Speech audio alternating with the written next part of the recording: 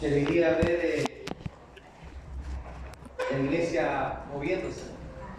Estas cosas que se hacen, hay que entender que son para glorificar el nombre del Señor, para exaltarlo y para que la iglesia entienda que la palabra es lo más esencial dentro de la vida de la iglesia. Por eso es que le damos tanto énfasis al mes de la Biblia. Y va a tener el tiempo que sea necesario para que sean bien enseñadas las clases que vamos a tener en este mes de septiembre y el último de octubre, ¿ya? Así que para que venga a la escuela dominical a las 10:30 comienza, les extiendo la invitación porque sumamente importante es la forma en que nosotros, es el manual de nuestra vida, hermanos amados.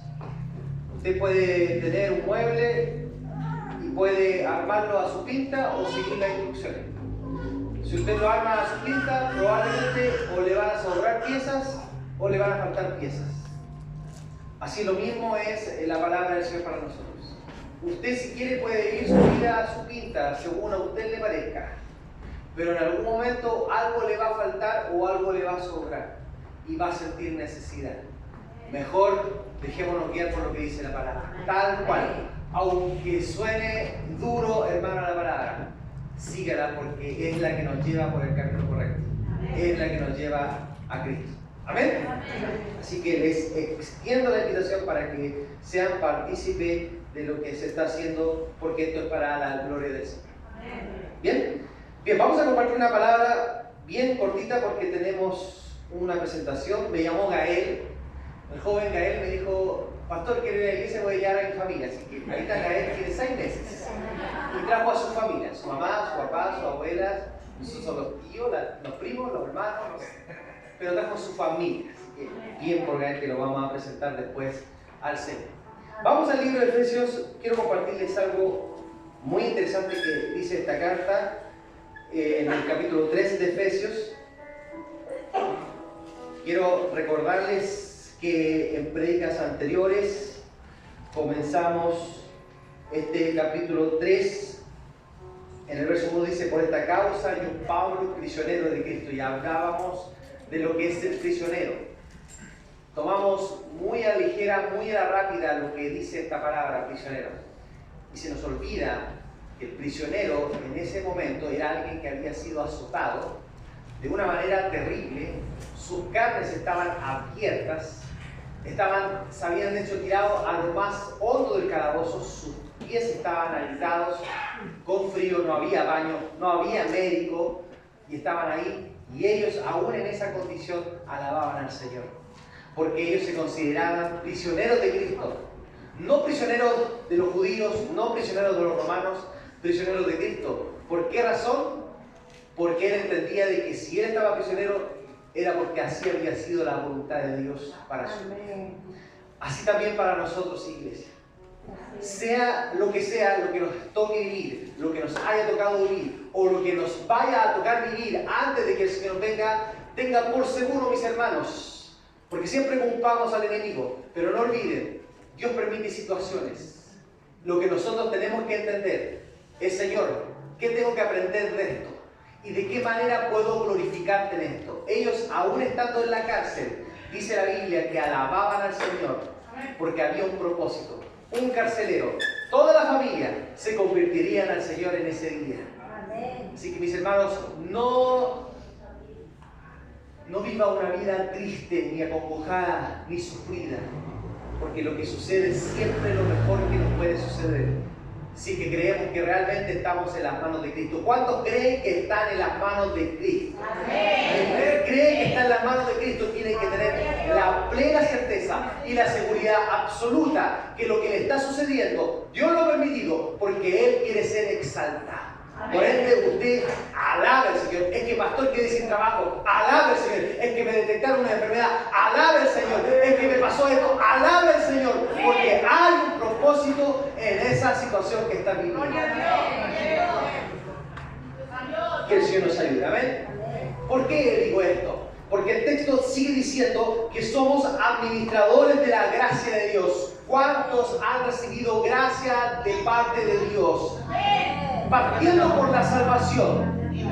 Porque la salvación no es por obra, no hice ningún mérito yo, ni usted. Ninguno hizo un mérito para ser salvo. Solamente fue sus ojos de misericordia y de amor que nos alcanzó y nos dio este regalo tan grande, mis hermanos, y tan inmerecido, que es la salvación y la vida eterna. Pero además de eso hemos recibido muchas cosas más por gracias. ¿Cuántos han recibido infinita gracia de parte del Señor, mis hermanos? Nosotros somos administradores de esa gracia.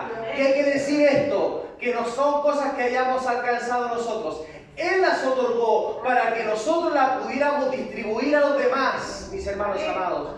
Somos administradores de esa gracia. Yo no puedo guardarme esto tan grande, mis hermanos amados. Es una salvación muy grande. Yo no me la puedo guardar para mí. Yo tengo que ser un buen administrador de esto. Y al ser un buen administrador de esto, yo tengo que distribuirlo a aquel que tiene tanta necesidad en el mundo, mis hermanos amados. Si usted no está administrando correctamente esta gracia del Señor, pídale al Señor: Señor, ayúdame a ser administrador de todo lo que me has dado. Amén. Para poder administrarlo a los demás. Amén. Bendito sea el Señor. Amén. Amén. Somos administradores de su palabra, mis hermanos amados. Y lo decía el domingo pasado. Tenemos que ser como lo de Berea. Si usted ve y lee y está escuchando de que el pastor está predicando algo que no es bíblico, usted inmediatamente salga corriendo de este lugar.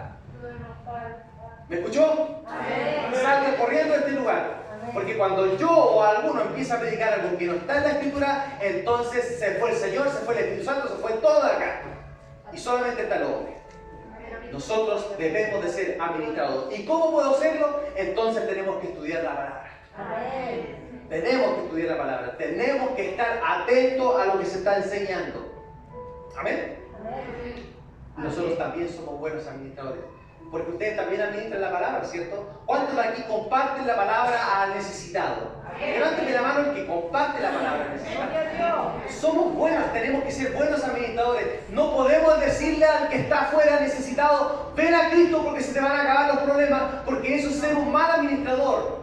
Porque la Biblia no dice eso. La Biblia dice: ven a Cristo para que tus pecados sean perdonados y para que obtengas vida eterna. Eso es lo que dice. Los problemas, si el Señor quiere, se pueden ir. Si no, pueden doblarse. Pero tenemos que ser buenos administradores. ¿Correcto? ¿Amén? Bien. Vamos entonces a los textos que quiero compartir hoy día. Verso 5. ¿Lo tiene? Efesios 3. Efesios 3. Verso 5. Dice así. Voy a leer desde el 3 para seguir una continuación. Que por revelación me fue declarado el misterio, como antes lo he escrito brevemente, leyendo lo cual podéis entender cuál sea mi conocimiento en el misterio de Cristo. Misterio que en otras generaciones no se dio a conocer a los hijos de los hombres, como ahora es revelado a sus santos, apóstoles y profetas por el Espíritu. Amén. Dijimos entonces que misterio, en el diccionario, si usted busca la palabra misterio en el diccionario, dice que es algo escondido, algo que no se puede explicar o algo que no se puede entender, ¿cierto? Pero en la Biblia, la palabra misterio lo podemos ayudar en el libro de Colosenses, el capítulo 1, el verso 26, dice: el misterio que había estado oculto desde los siglos y edades, pero que ahora ha sido manifestado a sus santos. Misterio en la Biblia era algo que estaba oculto para los antiguos, pero hoy ha sido revelada para sus hijos, para sus santos. ¿Cuántos se le ha revelado la palabra de Dios? Es decir, mis hermanos amados, hay dos cosas que habían estado ocultas, pero ahora se han sido reveladas. Lo mismo que dice este verso 5 que hemos leído. Misterio que en otras generaciones no se dio a conocer a los hijos de los hombres, como ahora es revelado a sus santos. En base a este texto, mis hermanos amados, podemos decir que un misterio es una verdad acerca de la obra de Cristo que había estado oculta, pero que ahora Dios la ha revelado a los hombres. Ese es el misterio. Hoy ha sido revelada a los hombres. ¿Cuál es el misterio? Diga usted, ¿cuál es el misterio? verso 6, que los gentiles son coherederos y miembros del mismo cuerpo y copartícipes de la promesa en Cristo Jesús por medio del Evangelio. Mis hermanos amados, como lo estudiamos en el capítulo 2, el misterio es que Dios ha levantado un solo hombre, una sola iglesia, un solo cuerpo, un solo edificio. Y todos los que estamos en Cristo, levanten la mano, los que están en Cristo, son coherederos juntamente con Cristo. Así como dice Romanos lo explica en el libro, en el capítulo 8, en el verso 17, dice: y si hijos también herederos de Dios y coherederos con Cristo, si es que padecemos juntamente con Él, para que juntamente con Él seamos glorificados. Aleluya. Aleluya.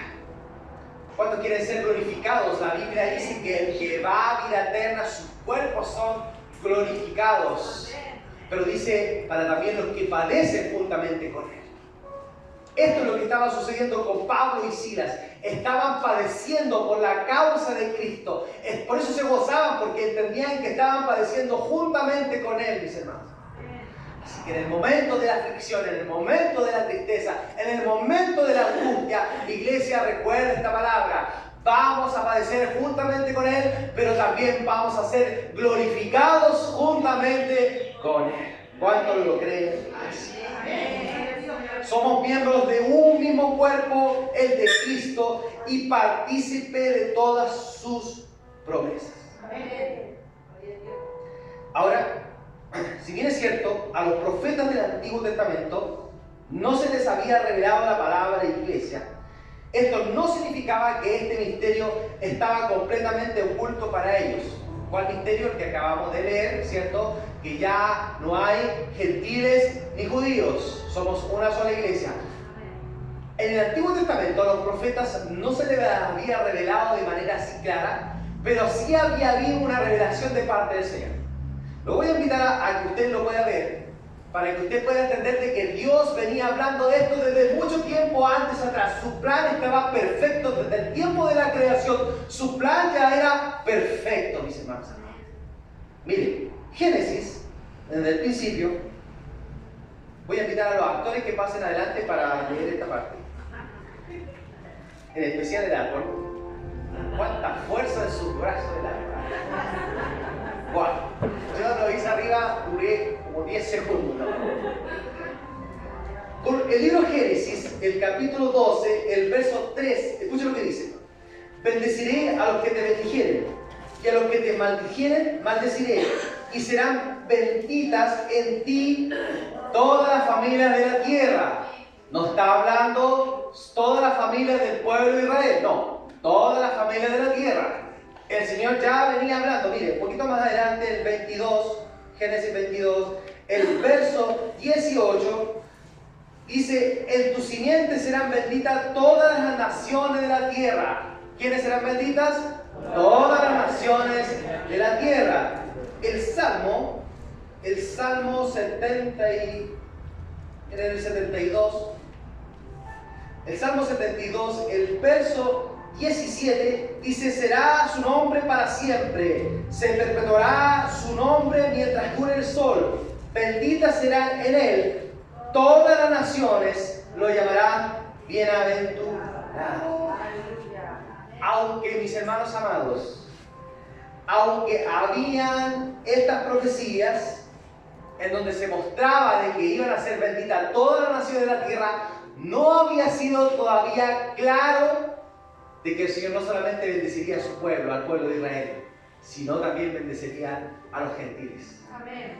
No había sido claro, no había sido notorio, pero este misterio que había estado guardado, ha sido guardado para nosotros los gentiles, mis hermanos.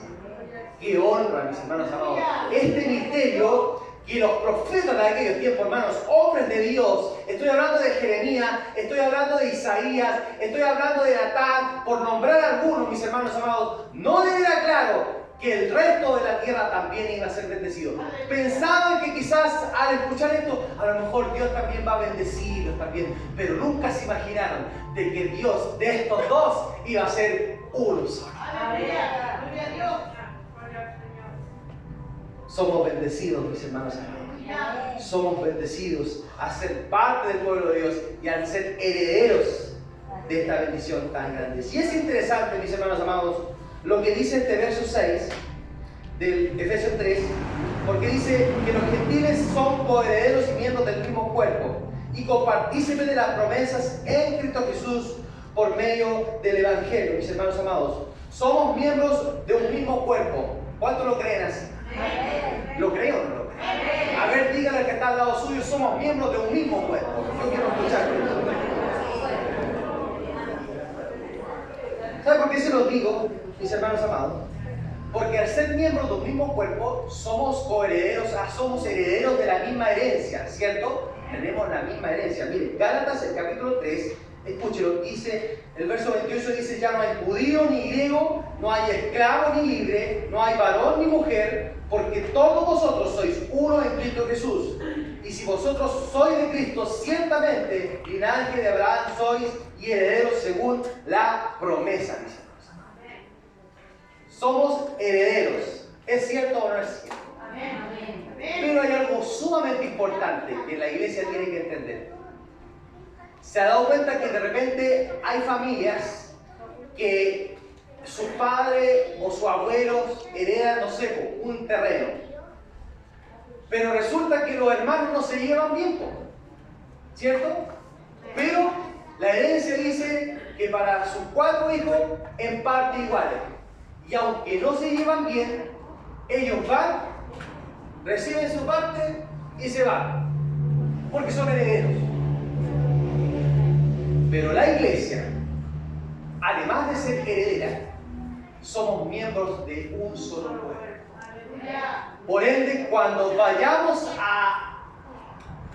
no quiero que suene fuerte, pero cuando vayamos a tomar esa herencia, no vamos a ir solos. Porque es una herencia para todos. Vamos a ir pegaditos como un mismo cuerpo a tomar esa herencia de la vida eterna, mis hermanos amados. Cuando el Señor nos llame a su presencia, nos va a levantar a toda una. Primero los que están muertos en Cristo y luego los que estamos todavía. ¿Se entiende la diferencia entre ambos, mis hermanos amados? Somos herederos, pero también somos miembros de un solo cuerpo. Así que ese dicho que dice, lo mastico pero no lo paso, no corresponde a la iglesia, mis hermanos. No corresponde a la iglesia. ¿Amén? Amén. ¿Amén o no? Amén. Mire con ojos de amor al que está atrás suya. Mire. Hermanos amados, la única, escúcheme lo que le voy a decir.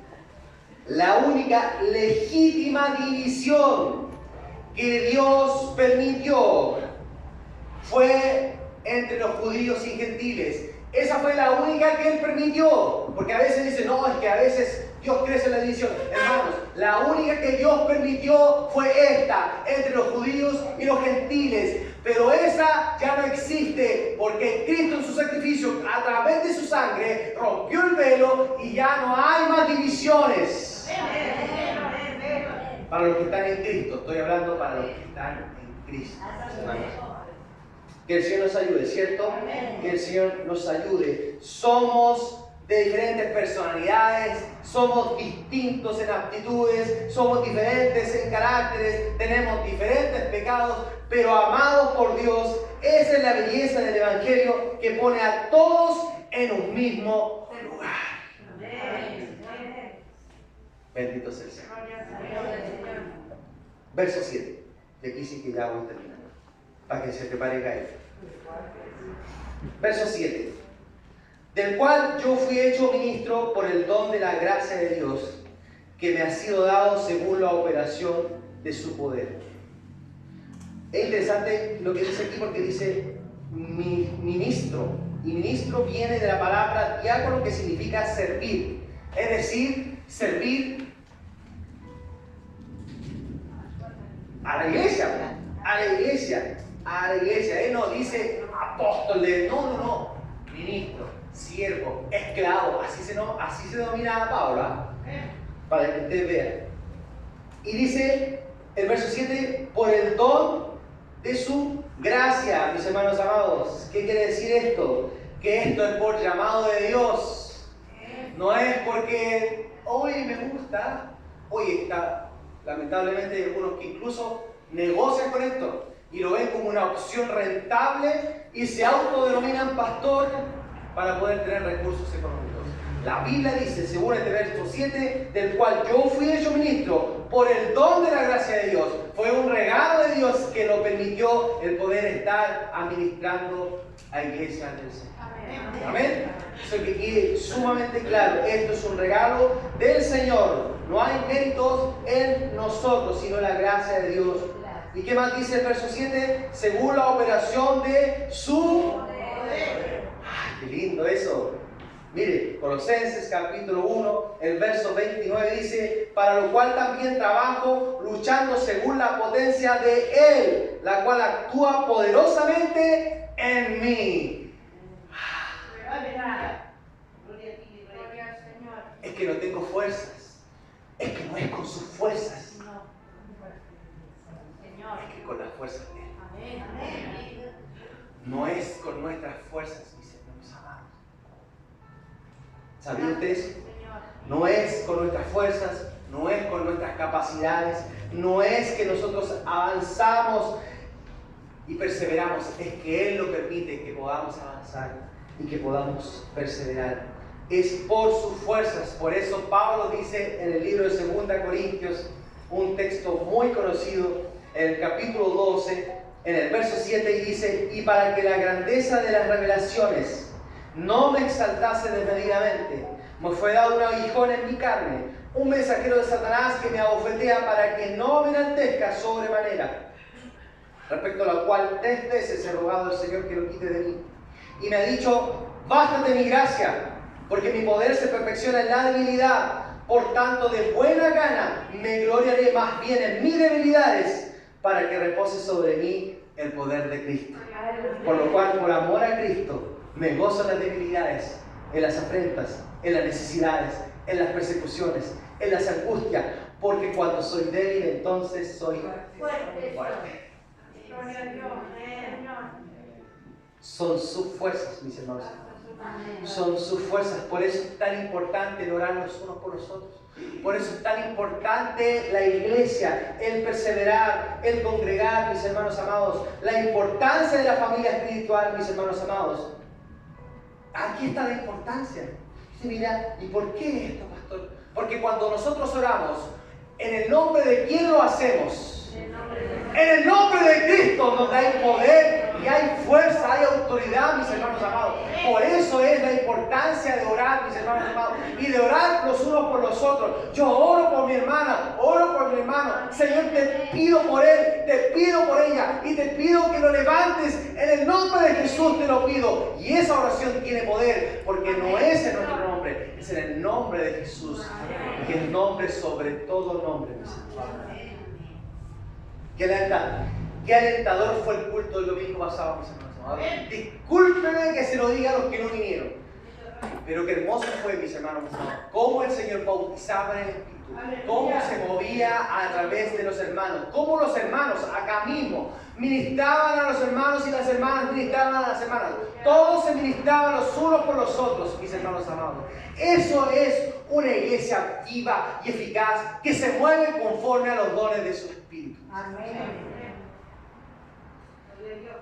Que el Señor nos ayude, ¿cierto? Amén. Que el Señor nos ayude, que el Señor nos anime a entender esto y nos motive cada vez más a buscar más de su palabra y de su Santo Espíritu. Pablo, mis hermanos amados, estaba sujeto a toda tentación, estaba sujeto a persecuciones, estaba sujeto a peligro, estaba sujeto al pecado también, igual que nosotros, mis hermanos, igual que nosotros.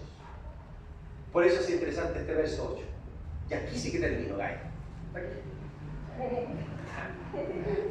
El verso 8 dice: a mí que soy menos que el más pequeño de todos los santos, me fue dada esta gracia de anunciar entre los gentiles del Evangelio, de las inescrutables riquezas de Cristo. Y es interesante eso porque se da cuenta de lo que dice.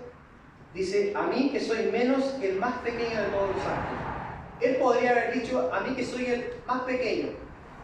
Pero está diciendo: a mí que soy menos que el más pequeño de todos los santos. ¿Se dio cuenta de la diferencia? Él podría haber dicho: a mí que soy el más pequeño de todos los santos. No, él dice: a mí que soy el más pequeño que todos pequeños. Y uno se pone a pensar: ¿qué queda para nosotros, mis hermanos? Este hombre, mis hermanos amados, este hombre viene del conocimiento del Señor al ser arrebatado al tercer cielo, mis hermanos amados. Este hombre, mis hermanos amados, usado por Cristo de manera poderosa, escribió 13 cartas que están aquí en el Nuevo Testamento, mis hermanos amados. Este hombre es el más grande predicador y misionero de la iglesia del Señor, mis hermanos amados. Y se considera el más pequeño de los más pequeños. ¿Qué queda para nosotros, mis hermanos amados, cuando de repente nosotros nos sentimos como de repente somos lo máximo?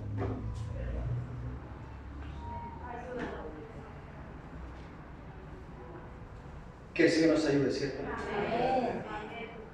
Que el Señor nos ayude a entender de que somos nada delante del Señor. Si estamos es por su gracia, mis hermanos. Que ninguno tenga más alta estima de sí mismo, pero que ninguno se considere menos que el otro.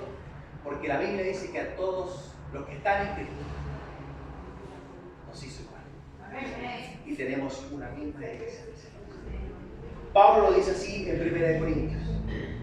En 1 Corintios capítulo 15, el verso 9, dice: porque yo soy el más pequeño de los apóstoles, que no soy digno de ser llamado de apóstol, porque perseguía la iglesia. Y 1 Timoteo capítulo 1, versos 12-15, dice: doy gracias al que me fortaleció, a Cristo Jesús nuestro Señor, porque me tuvo por fiel poniéndome en el ministerio. Habiendo yo sido antes blasfemo, perseguidor e injuriador, más fui recibido a misericordia, porque lo hice por ignorancia e incredulidad. Pero la gracia de nuestro Señor fue más abundante con la fe y el amor que es en Cristo Jesús. Palabra fiel y digna de ser recibida por todos, que Cristo Jesús vino al mundo para salvar a los pecadores, de los cuales yo soy el primero. Y en este sentido, mis hermanos amados, de pequeñez, que Pablo magnifica la obra de la gracia de Dios en su vida, es cuando usted y yo entendemos que somos lo que somos por su gracia. No solamente tenemos una conducta piadosa, humilde, sino también un pensamiento y una actitud piadosa. La gracia de Dios, mis hermanos amados, que nos despoje de toda autoalabanza y autoadmiración, mis hermanos, y que nos haga hombres y mujeres modestos, sencillos, humildes. Y esto, mis hermanos amados, esto choca en el mundo. Y choca en algunas doctrinas de iglesia evangélica cuando te dice: tú puedes, tú eres lo máximo. Y nosotros no somos nada, si no fuera por Cristo en nuestra vida. Que el Señor nos ayude, ¿cierto? Que el Señor nos ayude a entender esta actitud de humildad que Pablo nos enseña en su ministerio. Este es, mis hermanos amados, la enseñanza que Pablo nos deja de su ministerio. Primero, un buen administrador de la gracia, un buen administrador de su palabra. Y segundo, un hombre humilde, así como Cristo Jesús. Termina diciendo este verso 8 del libro de Efesios: a mí que soy menos que el más pequeño de todos los santos, me fue dada esta gracia de anunciar entre los gentiles el evangelio de las inescrutables riquezas de Cristo. Mis hermanos amados, ¿qué significa inescrutable? Y con esto, Señor, ¿qué significa inescrutable? Le voy a decir lo que significa. Escuchen bien. Las inescrutables riquezas de Cristo. Significa que no puede ser contada y que no puede ser entendida, que no puede ser explorada completamente. ¿Qué quiere decir Pablo con esto? Que Pablo no puede entender y no puede comprender cómo, siendo un perseguidor de la iglesia, un blasfemo, un hombre que mataba a los cristianos, un hombre que su aire respiraba asesinato hacia los cristianos, Pablo dice: no puedo comprender cómo el Señor, siendo yo así, me llama a su ministerio.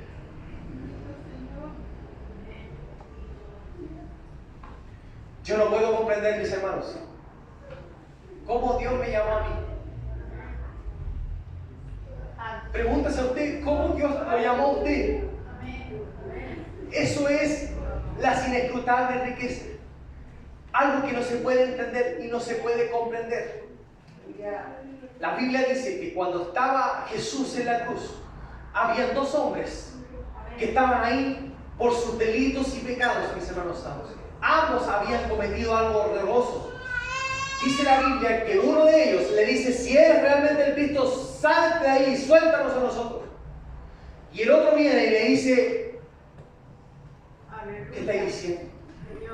Nosotros estamos aquí por nuestros pecados, por nuestras faltas. Pero Él no ha hecho nada. Le dice: cuando estés en el paraíso, acuérdate de mí. Las inescrutables riquezas del Señor, mis hermanos amados. Dice que ese hombre, que quizá qué horrorosidad había hecho, hoy está gozando en el paraíso con el Señor. ¿Por qué puede decir usted? Esas son las inescrutables riquezas del Señor. Por ende, si hay aquí alguien que se siente horriblemente pecador, mis hermanos amados, si aquí hay alguien que se siente horriblemente delante del Señor, déjeme decirle que las inescrutables riquezas del Señor te alcanzan. Te alcanzan para alcanzar salvación. Y no solamente para alcanzar salvación, sino para servirle. Para servirle en su obra, para trabajar en su obra. Aunque los demás te apunten, tú le dices: no importa, yo soy el más pequeño de todos los cristianos evangélicos que hay. De todos, yo soy el más pequeño. Pero aún siendo el más pequeño, alcanzo salvación y alcanzo la vida eterna. Porque no es por mis méritos, es por la gracia de Cristo. Amén.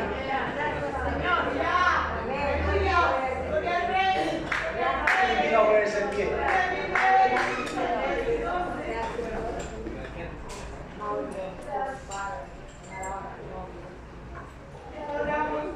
Yo le invito a ponerse en pie.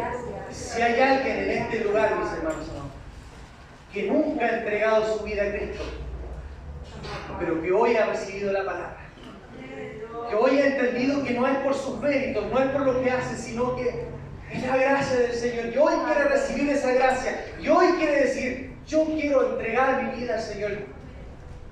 Hoy es el tiempo de salvación para ti. Amén. Solo levanta tu mano en señal de decir: rescátame, Señor. Y alguien va a llegar al rescate tuyo. Iglesia del Señor, somos administradores de su palabra. Y de su palabra bien usada. Pero también somos coherederos con Cristo. Esto nos lleva a que nuestra postura debe ser como la de Pablo: humilde, sencilla. Que nunca la autoadmiración esté sobre nosotros por lo que podamos hacer. Porque todo lo que hacemos no son méritos nuestros, son los de Cristo. Amén.